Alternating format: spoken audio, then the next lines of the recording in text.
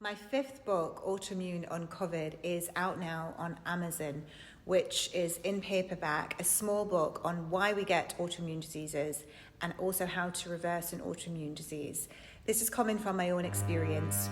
I was diagnosed with Graves' disease and autoimmune of the thyroid when I was 18 years old, back in 1999. And I was given radioactive iodine treatment, which destroyed my thyroid for the rest of my life, meaning that I have to take thyroid medication. And I've been on that since I was 18.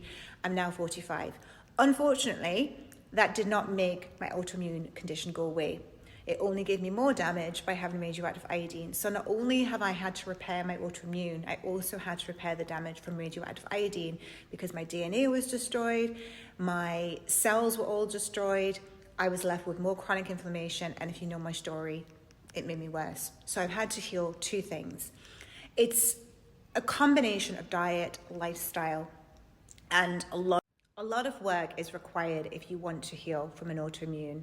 And you can't go back to what made you sick because there's always going to be some kind of chronic inflammation underlying if we don't address the diet, if we don't address our stress, our lifestyle, and equally environmental toxins from air fresheners that we breathe in, the toxins that we are inhaling from other things that are out of our control, but just being aware of this can potentially cause chronic inflammation. Therefore, I need to be looking after my gut, my liver, my sweat through infrared saunas, etc., to detoxify and reduce the amount of toxins that we are being exposed to. And also we need to have binders such as chlorella, parsley, coriander, etc. to help remove the toxins every day out of our system. So it does require you to work. We can't just sit back and let autoimmune stay there. You have to work at it if you want to heal. So my book is out now on Amazon if you're interested. This one, it is To Go With Beauty and the Gut. They match as a pair. This one here, of course, is my first book, Beauty and the Gut, which is, again, it's my experience of how to heal myself. And it's worked magically for other people who've read the book as well, who love that book. But Autoimmune Uncovered goes into a bit more on autoimmune with the DNA repair, the mitochondria health, our stem cells, how we can repair them, along with our gut health.